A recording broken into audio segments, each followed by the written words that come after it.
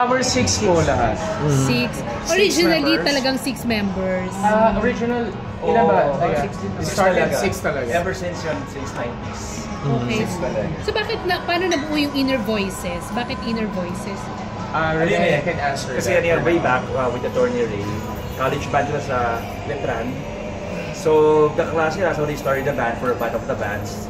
Hanggang sa seryoso nila, tapos naging alam na, Inner Voices. College buddies lang sila eh.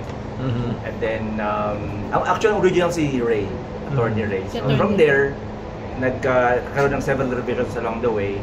Tapos yan, ito na yung latest for 2025. Ilang palitan ng miyembro? Ilang palitan? Yung iba kasi they went abroad na. Nag-abroad na sila. Doon na nag-stay. Yung iba naman, they just retired na. Parang they want to go on to something else. Pero kami ni Attorney Ray, gusto namin ituloy yung legacy. Ayan, Attorney. So, anong year ka pumasok? Anong year ka pumasok? Ako pumasok ko 95. 1995. They started 91. Ayan si Attorney Ray. Ayan si Attorney Ray. Pero original. So Attorney, for the record, gano'n nakatagal yung banda? 34 years. 34 years? Nagkaka-34 years yung namin ng June 16. So dapat sa 35th, meron ng malaking plano? Sa 6 years at the time. Sana. So ano mga plano niyo, Attorney, for your 35th anniversary?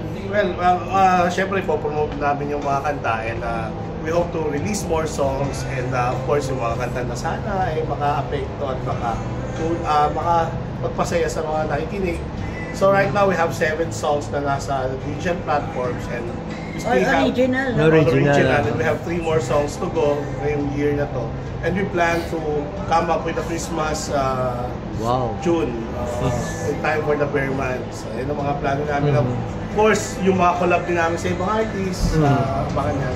So may nakahanda na kayo this coming Christmas? Yeah? December? Nakahanda na kayong Christmas? Meron. Wow. The Voice na ngayon. Yung huli yung kinanta kanina, original po yun sa inyo? Yes, yung dalawa. Ang kinanta na yung Metro B at saka Idlib. Idlib? Yes. Okay.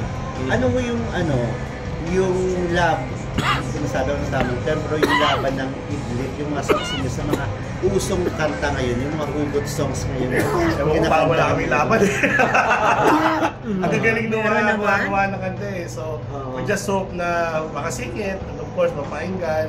Kasi talagang ang gagaling ng mga lumalabas. Pero magaganda yung kanta nyo, Attorney. Salamat. Salamat. That's why sa tulong ninyo, marinig at malaman na meron kami mga ganun kanta. Bakit hindi major concert, Attorney, since 35 years na kayo? Parang walang manonood. Bakit naman wala ka?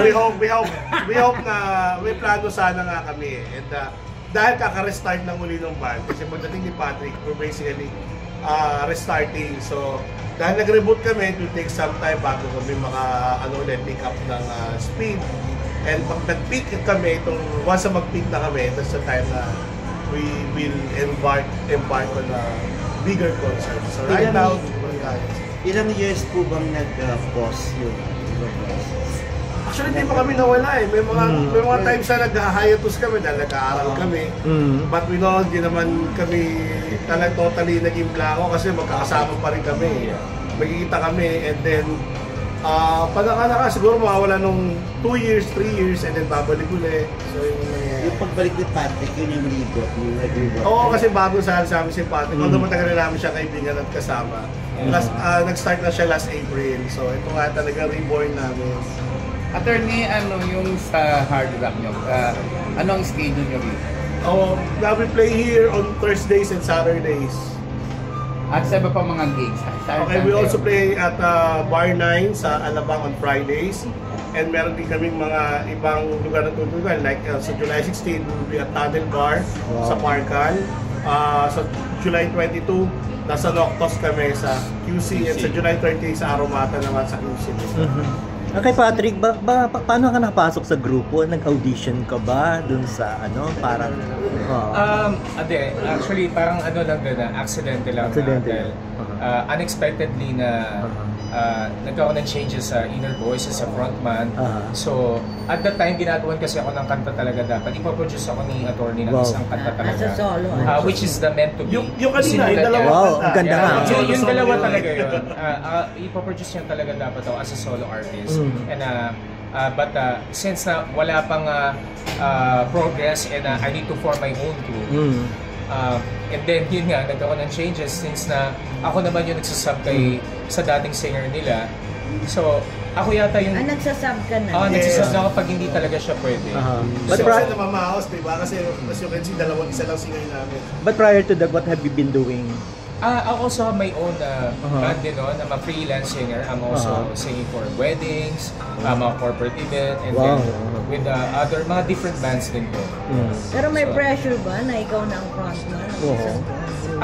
Dahil magaan sila katrabaho eh. Tsaka lahat kami mga kulit eh. And dahil nga sa matagal ko na rin kakilala yung iba, at ito, since bata, kakilala ko na ito. Hanggang mukhang bata pa din eh. Lalo na to. Ito kasi pinakabata eh. And then matagal ko, like si Kuya Joseph, since 2002, kakilala ko na to when I was in Singapore na nag-a-upload din ako as a singer. And then, ang pinaka-latest lang talaga, ang kakilala ko, si Rene, and si Sir, attorney. I just met them like 2 years ago. 3 years ago. But si Jojo also, and Alvin talaga, and si Joseph, matagal ko nang kakilala.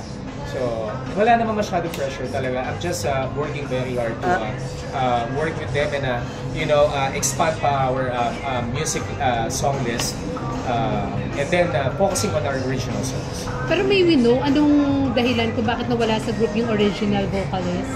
Nagpaalam siya kasi gusto niya na mag-solo. Okay. After 2 years, syempre may pangarap din. Gusto niya sarili niyang music. So syempre hindi natin mapipigilan niya. So ngayon ba nakapag-create na siya ng sarili niya? Well, wala akong idea, but I guess he's doing the works now sa mga projects. Attorney, napakahirap ngayon mag-sustain ng banda. Ano yung mga challenges na nakakaharap mo pag ganyan? Well, yung changes nga, like yung pagpalit ng singer, syempre mahirap yun, di ba? Mabuti na lang nandiyan si Patrick, nagsasab na siya sa akin beforehand. Pero even then, syempre hinahanap ng tao yung wala.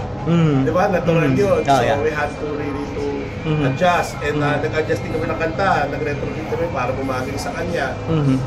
And the usual, yung economy, yung traffic, di ba? Yung mga pagbabago sa scene, sa music scene. Pero kayo ba, wala ba more or less na encounter na more or less parang silusan sa grupo? Siyempre minsan. Minsan, hindi naman nawala, pero very minimal, parang biruan lang pag nagselos. So, but attorney, yun nga, bukod sa na siya lang yung pinapalitan. Yung pag-alis ba ng vocalist, siya, mutual decision? Okay ba yung naging separation nyo? Kasi it happens na pag di ba, may nagpapaalam, parang hindi nagiging maganda yung relationship. Okay naman kasi nung nagpaalam si Angelo sa amin, March yun eh. So, tumugtog pa siya ng buong April. So, 1 month siyang sumama pa sa amin. Buong March. February siya nagpaalam. At tapos buong March, sinamahan pa niya kami hanggang di kami nakakahanap ng singer.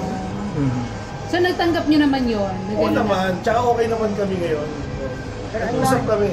Attorney kasi, di ba lawyer ka na by profession? Oo. So kung tutusin, hindi mo na kailangan. So bakit nag-decide ka pa rin buuin itong grupo? That means kailangan ko rin. Kailangan ng heart kasi. The passion talaga. Kasi yung music nandiyan may mga taong ginawa. Paano naman yun kung hindi ako magbabanda? Nauna ka naging musician. Nauna ako naging musician. Tuloy-tuloy yung paggawa niya ng mga songs. Yes, oo. Right now, marami kang material. So after itong 7 na naka-upload, may 3 darating, yun yan, may Christmas song, at may mga collab kami sa ibang artists. Wow! Ano ba yung mga collab? Sino pwede nyo ma-share sa amin? Na collab? Ano mo na, secret. Kasi ever man kung mayroon pa kayong dream na makakollab. Syempre naman, yung mga sinagari, syempre, sinagari, hindi. Pwede namang mangarap, kahit foreign artists, pwede, di ba? So, ipangarap naman namin yun, syempre. Yung style ninyo, itong look na Inner Voices, sa tingin ninyo, sa dami ng mga magagaling ng mga bata at mga bagong style, may puwang or mga may lugar pa rin naman ho ng mga ganito klaseng style ninyo? Well, hopefully meron. Di ba? Syempre naman, may mga market for everyone eh. And we hope na matap namin yung market to para sa amin, matap nila yung market na para sa kanila. Pang ano ho, yung market talaga na target? Mga sabihin natin PG-40. Yun yung may mga pera, di ba? Exactly. Pero yung mga anak namin, siyempre yung mga kandad ng mga anak namin, meron mga nakakausap na gusto naman nila yung kanta. Sa Universal naman yung kanta, kung pansing sa Universal. Polarizing. Nakita niyo yung nagustuhan din kayo ng mga Gen Z? Oo naman, yes. Pag lalo po nasa province kami, nakikita naman namin yung... Pero meron ba kayong YouTube channel para doon yung napopost yung mga performance? Yes, meron kaming Facebook page and YouTube page, Instagram, meron din kaming TikTok, and of course yung mga... doon din nag-hit yung mga ano sa digital, sa Spotify, YouTube Music, Apple Music, meron din kami account. So, kailangan din ba kasi bayad doon, ano? Diba? Dapat. Attorney, may plano kayo na parang kuning solo singer si Patrick. Kanina parang gusto niya ipag-produce, no? So, ano mangyayari sa grupo kung sakaling magsasolo siya? Hindi, ang nangyari, solo sana siya kasi may singer kami, di ba? Yun ang nangyari. Kasi nagsasab siya kay Angelo before. Tapos, parang nahingi siya sa akin ng kanta, para siya naman may original. So, binigyan ko siya. Kaso nga, nung umalis si Angelo, hindi pa namin nare-release yung kanta. Sabi ko, di kantahin mo na lang with us. So, nangyari niya. So, hindi ka pa sumali sa any reality? Oo. Dati na po, I started joining sa ABS-CBN. Wow. Yung sa Magandang Tanghali Bayan. Okay. Kay Randy Santiago, kay Willie Revillame, tsaka yung kay John Estrada, yung MTV? Star Quest. Star Quest, okay. Kasama ko si Nadito Bing. Tapos, sa Ibulaga din ko. So ngayon, willing ka to stay with the group or gusto mo pang ituloy yung plano mo na? For now, wala po talaga. I just wanna focus on our original songs and I believe in we really work hard for this na eh. And we have the same mindset. So I guess we'll make a big hit then. I don't know, 1, maybe 2 or 3 songs. Basta continue lang ang trabaho namin and pagpapromote. Malakas po yung panalangin ko, panalangin namin. Patrick, malakas ang hatak mo. Just in case na ba may mag-ano sa'yo, inganya sa'yo, pumasok sa showbiz o try ang pag-arte, okay lang, willing ka ba? Oo po, basta pag-upabag. Viva Max? Viva Max? Viva Max? Nag-gym ako natigil lang, pero gusto ko din po talaga eh. Hindi, seryoso ba? Seryoso Papaalam muna ako sa partner ko, papayagan ako. Pag pinayagan, hindi why not? Matanin mo na mag-gumiling. Mag-solo ka na. Pwede yung mga original songs po kayo kung gumawa? Yes, some of them. So, most of the songs ako, pero may mga contributors din kami, like yung wife ko sa lyrics, and si Edward Mitra na gumawa ng Idlip, tsaka yung Tubig Hangin, si Glenn Mapoy na gumawa ng Dalaw. So, meron naman kami mga contributors. Itong Idlip tsaka Meant to Be sa'yo po yun? Yung Idlip ginawa ni Edward Mitra, yung Meant to Be ako mismo. So far among your songs, yung originals, ano yung pinaka-hit? Ano yung signature song nyo na talagang naka-identify sa'yo? So right now, wala pa kasi nagsisimula pa lang ito eh. So hindi namin alam kung ano yung magiging kanta na yun. Pero yung nung nag-start kayo, sino mga kasabayan nyo, yung mga kabatch nyo? Well, kaya kami Inner Voices eh, idol namin Intro Voices. So yun. Dahil sabi sunog. Especially the Meant to Be, parang siyang yung mga kasama. Hindi honors yung mga gusto namin kanta eh. Ano niya? So, one of these days, pwede namin magkaroon kayo ng collab dito sa mga ito. Sana. O, di ba? Ano pa ba sila? Hindi. Eh kung yung nag-disband na, nag-ano pa, di ba? Oo, di ba? Nag-reunion, possible yun, di ba? Wala na yun. Show ka. So sa ngayon po, anong goal na lang ng group?